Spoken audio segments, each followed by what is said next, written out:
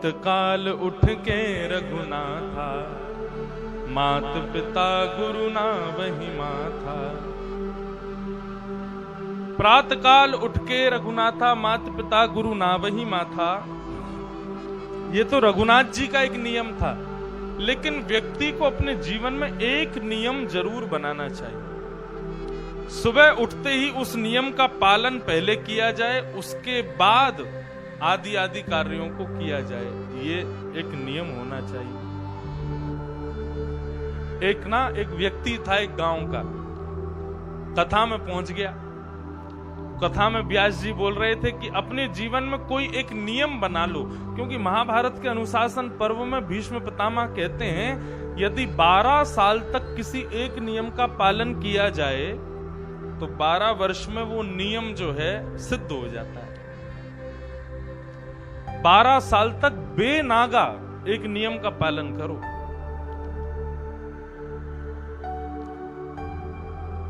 अब आप लोग नियम के रूप में चाय को मत ले लेना कि सुबह उठते ही रोज एक गिलास चाय पी लें, यही नियम रोज अपना लें। नियम मतलब सदनियम होना चाहिए। लेकिन एक बात कहें, यदि आपने असद नियम भी अपना लिया ना और 12 साल तक उसको बेनागा किया, एक दिन भी बिना छोड़े, तो वो असद नियम भी सिद्ध हो जाएगा।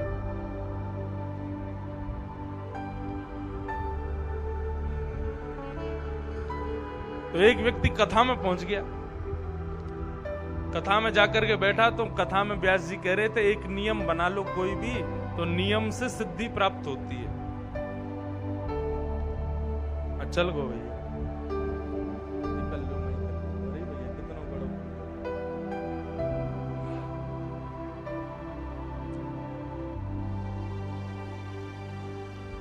तो उस व्यक्ति ने क्या नियम अपनाया? वो अपने घर पर गया, रात भर सोचता रहा क्या नियम अपनाऊं, क्या नियम अपनाऊं, क्या नियम अपनाऊं। सोचते सोचते सो गया। सुबह जैसे ही उठा तो उसके बिस्तर के बगल में खिड़की थी, उसने खिड़की खोली तो सामने एक कुम्हार का घर था। वो कुम्हार बैठ करके मटका बना रहा था। उसको उसने जैसे ही देखा तो उसने कहा यही नियम बना लेता हूं। क्या? 12 साल तक रोज सुबह उठ करके इस कुम्हार को देखा करूंगा, इस कुम्हार का दर्शन करूंगा रोज। बताओ कितना असद नियम बनाया उसने। अब वो रोज सुबह उठता, उठ करके खिड़की खोल के देखता, सामने कुम्हार को देख लेता, उसके बाद अपना चाय पानी नाश्ता करके और नहा धो के चला जाता। ये उसका सद नियम था। अब एक दिन जैसे ही वो सुबह सुबह उठा, अपनी खिड़की खोली तो सामने कुम्हार था ही नहीं। कुम्हार कहीं चला गया तो उसने तुरंत अपनी आंखें बंद की, अरे राम राम, आज कुम्हार नहीं देखा, मेरा नियम टूट जाएगा। आंखों पर हाथ धर के जैसे तैसे उसके घर पहुंचा। घर पर जाके पूछा, अरे भैया कहां चले गए? उसकी पत्नी मिली। पत्नी ने कहा कि वो तो आज है नहीं, पास के जमीन से मिट्टी लेने गए हैं। अच्छा कहां है जमीन? बोले सीधे सीधे जाओगे, आगे से दाहिने मुड़ोगे, वहीं जमीन है। तो आंख पर ही हाथ रख के सीधा सीधा चल के गया, सीधा सीधा चल के गया और आगे जैसे ही पहुंचा जमीन के पास तो वहां जमीन पर कुम्हार मट्टी खोद रहा था। तो खोदते खोदते उसको जमीन के भीतर सोने के 4 कलश मिले।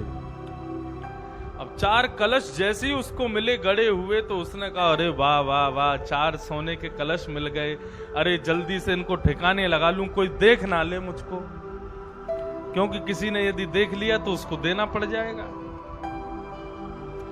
अब वो 4 कलशों को वहां से निकाल ही रहा था, इतने में ही वो सामने घर वाला जो रोज कुम्हार को देखता था वो वहां पहुंच गया। और उसने आंख से हाथ उठा करके देखा तो दूर कुम्हार वो खुदाई कर रहा था, नीचे कलश निकाल रहा था। उसने दूर से ही जैसे उसका नियम पूरा हुआ कुम्हार को देखने, हाँ देख लिया देख लिया देख लिया, जय हो भगवान, मेरा तो नियम पूरा हो गया, मैंने देख लिया। अब जैसे ही इसने कहा मैंने देख लिया तो कुम्हार बोला राम राम राम राम। इसने देख लिया, पूरे गांव में जाके हल्ला मचा देगा, मेरे सोने के कलश चोरी हो जाएंगे, लुट जाएंगे, मेरे पास कुछ नहीं बचेगा, भलाई इसी में है। इसने देख लिया है 4 कलश हैं, 2 इसको दे देता हूं, 2 अपने पास रख लूंगा। कुमार ने कहा अजय सुन सुन सुन, जा मत कहीं भी, आजा, 2 तेरे 2 मेरे। उसने कहा क्या? बोले तूने कलश देख लिए ना, ले 2 तेरे हैं 2 मेरे हैं। और उसके हाथ में 2 कलश पकड़ा दिए, बोले सुन चुपचाप चला जा, गांव में किसी से कहना मत, तू अपने पास रख ले 2 और 2 मेरे पास हैं, बढ़िया प्रेम से दोनों इन्हीं में ही गुजारा कर लेंगे, जीवन भर निकल जाएगा, बहुत पैसा मिलेगा। अब तू किसी को कह देगा तो और बंटवारा करना पड़ जाएगा, इसलिए बढ़िया दोनों के पक्ष में 2-2 आ गए।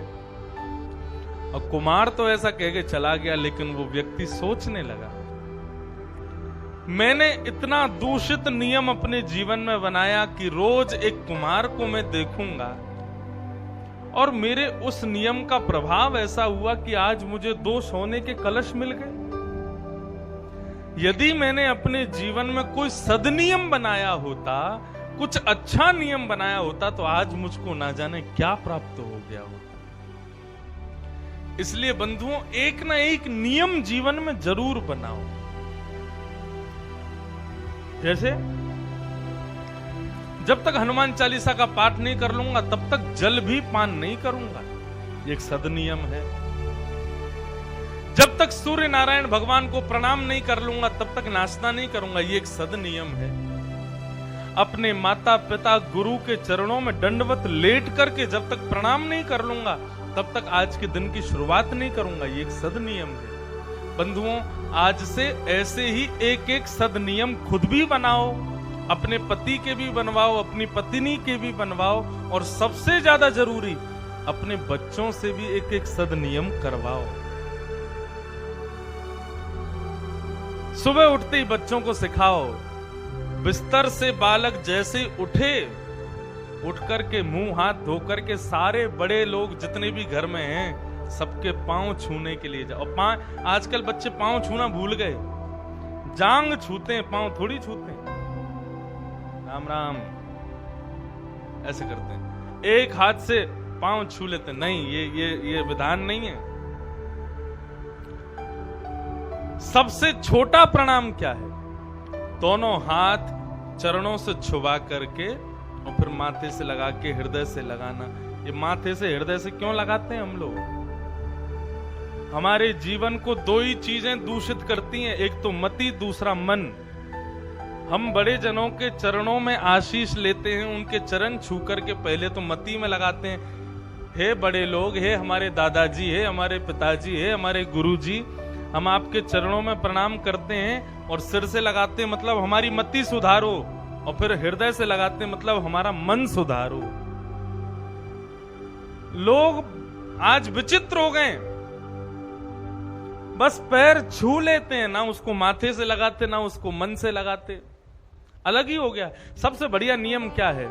अपने माता पिता के चरणों में सर रख करके प्रणाम करो, और क्या बोलो? जय श्री कृष्ण, जय सिया राम, जय श्री राम, कुछ भी ऐसा ही भगवत नाम कहो तो अच्छा रहेगा। तो यम, अपनी इंद्रियों को वश में करो, 8 योग बता रहा हूं मैं। दूसरा, नियम बनाओ, यम नियम, और तीसरा है आसन, अपने आसन को जीतो। मन की एकाग्रता कैसे पता चलती है? जो व्यक्ति एक आसन पर बहुत देर तक बैठ सके, समझो उसका मन एकाग्र है। ग्रामीण क्षेत्र में लोग खूब हुष्ट पुष्ट बलवान होते हैं, लेकिन हमने एक चीज देखी, बुरा मत मानना, गांव के लोग सुख आसन पर बहुत कम बैठते हैं। ये इस तरीके से जैसे हम बैठते हैं आलती मार पाल के, ऐसे लोग गांव के लोग नहीं बैठ पाते। हम कहे महाराज बैठा करो, महाराज गौर पिरात है, क्या बोलते हैं इसको? गौर, हमारे यहाँ कहते हैं घुटने। महाराज घुटनान में दर्द होता है, कैसे बैठे महाराज? ये सुख आसन है। ऐसा नहीं है कि हमको दर्द नहीं होता, 4 घंटे हम एक ही आसन पर बैठे रहते हैं। जब यहां से उतरते हैं ना तो पूरी महाराज चींटियां दौड़ती हैं पैर में, थोड़ी देर तक के लिए पैर सुन्न हो जाते हैं। लेकिन इस आसन पर बैठने से 2 फायदे होते हैं। पहला फायदा तो ये मन एकाग्र रहता है। हम यदि किसी और आसन में बैठ जाए ना तो हमसे कथा नहीं होगी। इस आसन पर बैठे रहेंगे तो पूरे 4 घंटे क्या 6 घंटा कथा करवा लो। मन एकाग्र होता है इस आसन पर बैठने से। इसलिए आसन को जीतो, अपने आसन को जीतने का प्रयास करो। यम नियम मन भी एकाग्र होता है। यम नियम आसन प्राणायाम प्रत्याहार 5वां, आहार की शुद्धि। शुद्ध आहार लिया करो। शुद्ध आहार का मतलब क्या है?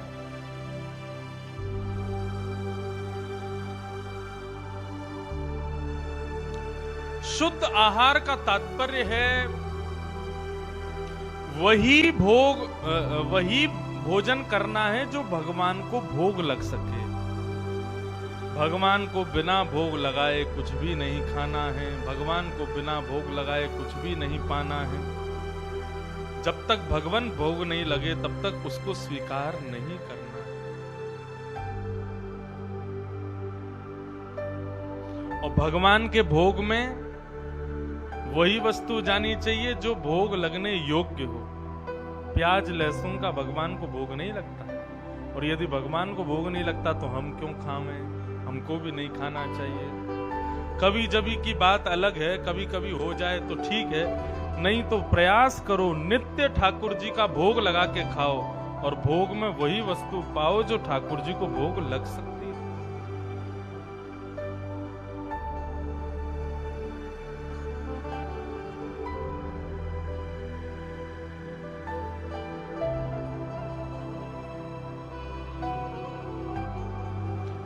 यम नियम आसन प्राणायाम प्रत्याहार और फिर 3 चीज ध्यान धारणा समाधि।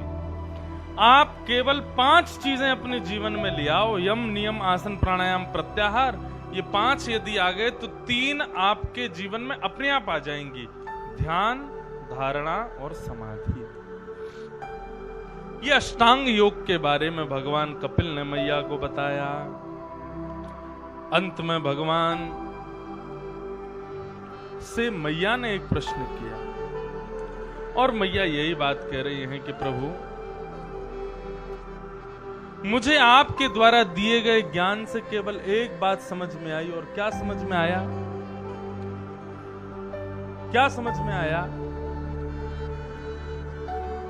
अहो वत स्वपचोतो गरिया यज्जिह्वाग्रे वर्तते नाम तुभ्यं ते पुस्तपस्ते जुहुस्वस्निरार्या ब्रह्मानुचूर्णाम गृह्णन्ते ते। हे प्रभु, हमें केवल यही समझ में आया कि आपका नाम जिसकी जीव के अग्रभाग पर है वो व्यक्ति धन्य है। आपका नाम जिस व्यक्ति की जीव के अग्रभाग पर है वो नाम ही उस व्यक्ति के संपूर्ण जीवन को सुखद बना देगा, आनंदित बना देगा। इसलिए भगवान का नाम खूब गाना चाहिए, भगवान का नाम स्मरण खूब करना चाहिए।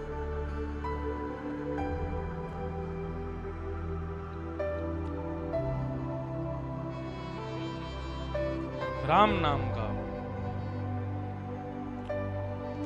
हरि का भजन करो, हरि है हमारा। ऐसे नहीं बजाओगे ताली। आज एक काम करना, ज्योतिषाचार्य कहीं कोई मिले तो उनको अपनी हाथ की रेखा दिखा के आना और वो बताएंगे महाराज काय की रेखा खराब हो गए, गुरु की रेखा खराब है या शुक्र की खराब चल रही है, जो भी शनि की महादशा चल रही है वो सब बताएंगे आपके कि ऐसे ऐसे खराब चल रही है। 3 दिन की कथा बची है, रोज ताली बजाना कथा में आके, दे दनादन ताली।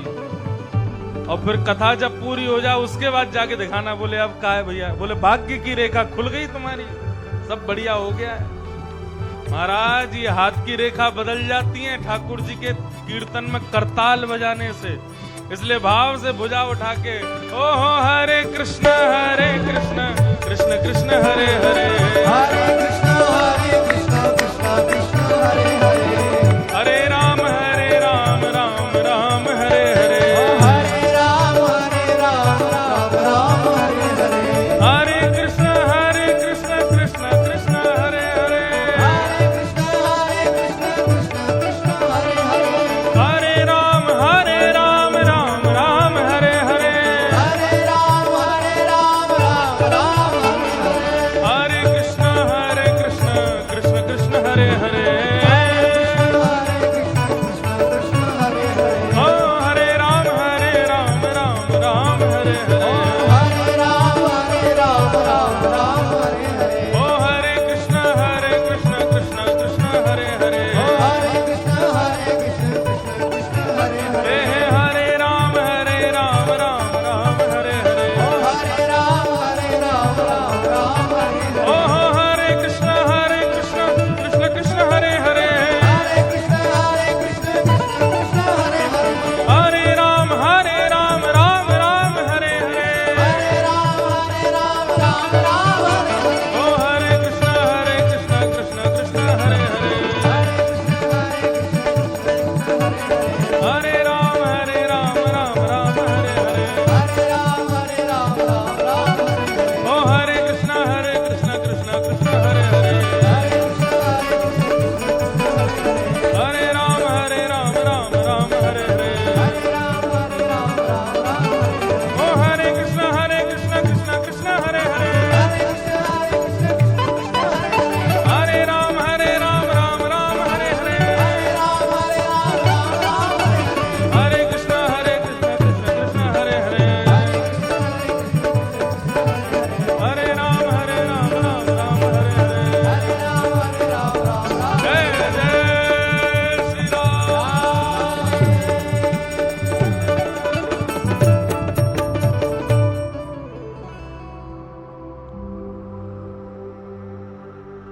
भगवान के नाम में ये सामर्थ्य है, हमारे समस्त विकारों को वो दूर कर सकता है, हमारे समस्त प्रकार के पापों को वो नाश कर सकता है, ये भगवान के नाम का प्रभाव है। इसलिए भैया काम करते चलो, नाम जपते चलो, हर समय कृष्ण का ध्यान धरते चलो, काम की वासना को मिटाते चलो, कृष्ण गोविंद गोपाल गाते चलो, सुख में फूलो मती, दुख में भूलो मती, प्राण जाए मगर नाम भूलो मती, मुरली वाले को मन से रिझाते चलो, कृष्ण गोविंद गोपाल गाते चलो, देखना इंद्रियों के न घोड़े भगे, उनमें हरदम जो संयम के कोड़े पड़े, अपने रथ को सुमार्ग लगाते चलो, कृष्ण गोविंद गोपाल गाते चलो। हर समय ठाकुर जी का स्मरण करते रहो, हर स्थिति में ठाकुर जी की याद बनी रहे।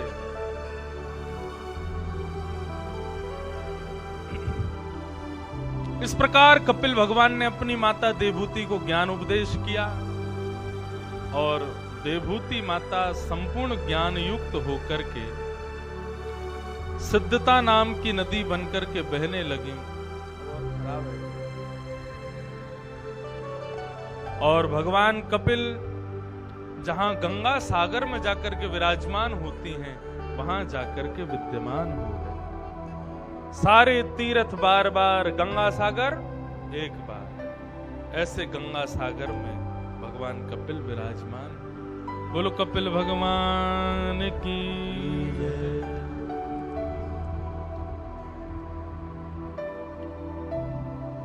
कल हम एक बात तो बताना भूल ही गए कथा में कि आज कथा में ठाकुर जी का जन्मोत्सव है। जब यहां से चले गए तब याद आई कि हम तो बताना भूल ही गए। लेकिन कई माताएं पीली पीली साड़ी पहन करके बैठी हैं, तो हमको पता चल गई कि इनको पता था कि आज कृष्ण जन्मोत्सव होगा। और अगर इनको नहीं भी पता होगा और ये वैसे ही पहनी आई, तो इनको यही समझना चाहिए ठाकुर जी ने इनके ऊपर बड़ी कृपा करी कि इनको नहीं पता था तब भी इनको पीली साड़ी पहनवा दी। आज ठाकुर जी का जन्मोत्सव ना, पीले पीले पहन के आता, हम भी थोड़े से पीले पटका डाल के आए। अभी भाव से ठाकुर जी का जन्मोत्सव मनाएंगे। तो बंधुओं, इस प्रकार भगवान कपिल ने माता देवहूति को ज्ञान उपदेश दिया।